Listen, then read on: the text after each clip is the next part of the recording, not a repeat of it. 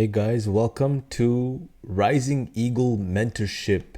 My name is Nero Mathew Srithar and I will be your host for this channel. My passion and my desire is to help parents reach the best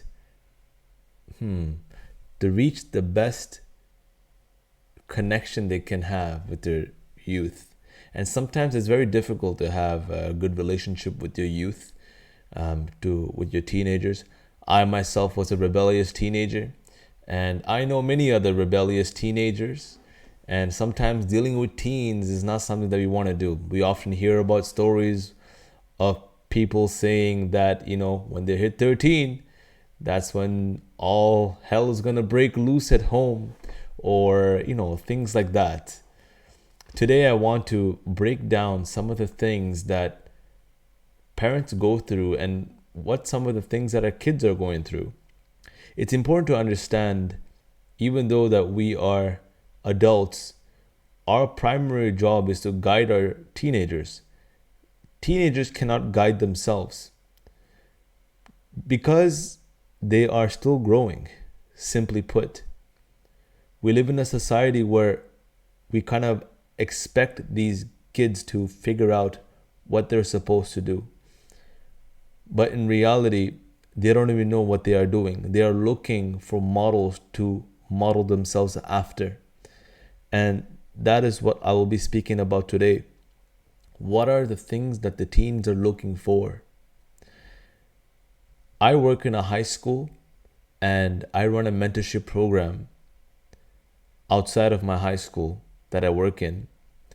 And I've learned many things about teenagers and children and development in the youth in general. I see that there are many struggles actually in today's society about these topics, and I want to discuss further about them. So the first thing that I want to kind of go over is, what are the types of defensive behaviors that are in teenagers? So what are some of the types of defensive behaviors that teenagers actually have? If you could take a look at your teen, or you see changes in your pre-adolescent child, one of the first things that you start to notice is that they stop listening to you because they think that they are correct. Now, a lot of people may think that, this is just them trying to find their identity, which is true. But at the same time, it is a defensive behavior because somewhere along the line, they have learned that their advice and the value that the parents were giving prior to their youth is no longer something that is valid for them. They start to make an identity and start to believe that their parents don't know anything. So this is where the defensive behavior starts. It's kind of like a war. When you go into a fight, and if you have an aggressor in front of you, your automatic response is to defend. Now the question to ask is, what are they defending? So a defending behavior has to do with defense. So what are they defending? And it's important to understand what that actually is. Because without understanding what the defensive behavior is, you could lose your child to many other influences that may not be good.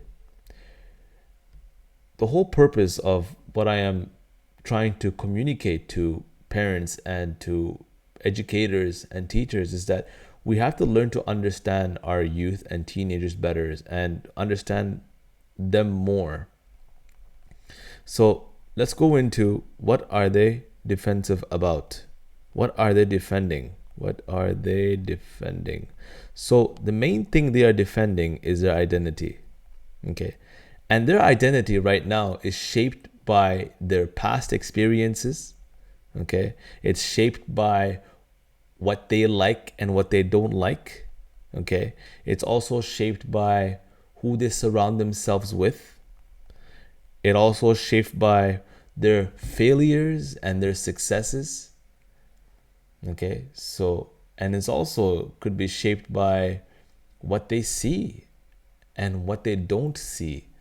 So all of those things, their immediate environment or an environment that they're exposed to without their consent, per se, all of those things become their environment.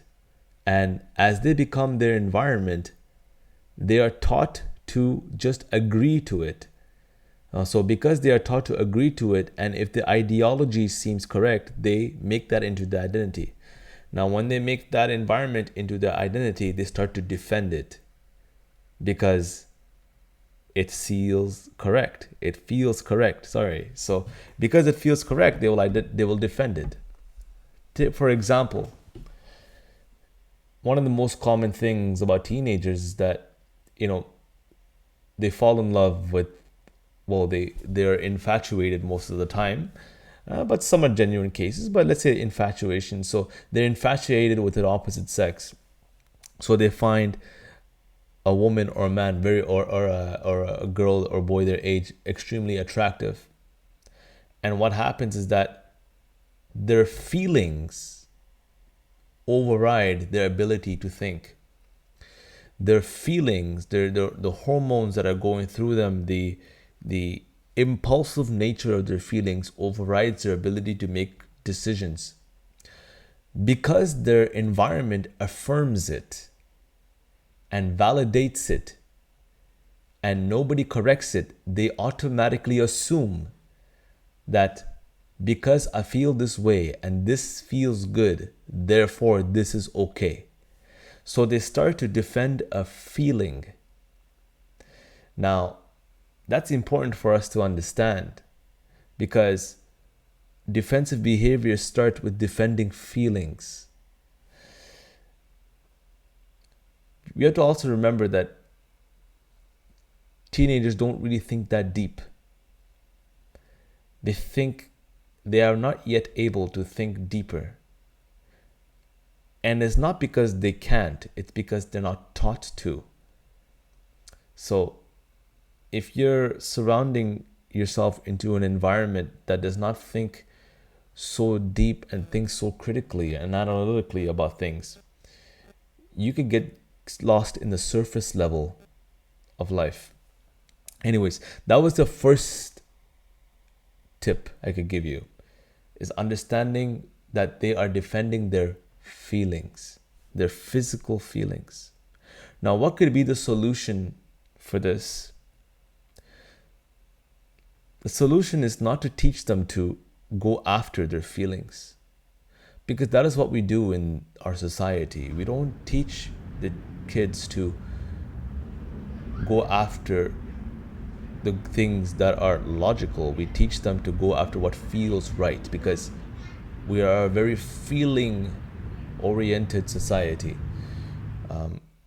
If it tastes good, we eat it. If it feels good, we do it. So imagine that. Biologically, they are training themselves to respond positively to feelings. While this is happening, they're putting their logical mind in the back seat, and this becomes a habit over time, which is dangerous, because if nobody corrects them in their teenage years, imagine how they become when they're adults. Imagine that they cannot no longer control their feelings anymore, and their feelings start to dictate their logic. So that's why we have many teenagers who become adults, who become young adults, who become adults, who are trapped in life cycles that are destructive for them. So drugs, sex, food addictions, video game addictions, many other addictions, smoking, compulsive lying, so many things that they're stuck in because they're not taught to think logically about situations. So this is my first key for you. I want to talk about the solutions for this. And the biggest solution that is available for this is to help your teenagers be confident in their own ability to think logically,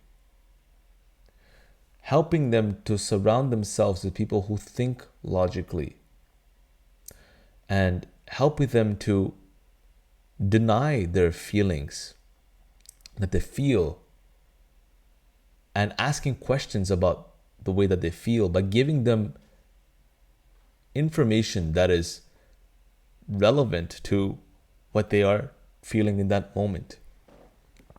This will save so much time for you and for your teenager. It will save a lot of money and years in therapy later on as they become older. It will also make sure that your teenager is off to a great head start in their life when you teach them this foundational element of denying the feelings of the body. So this is my first key: denying the feelings of the body and understanding the deceptions of these feelings. So thank you for watching this first quick snippet. I look forward to giving you more instruction as the days go on. Again, my name is Nero Mathew Srithar, CEO of Rising Eagle Mentorship. Have a wonderful day.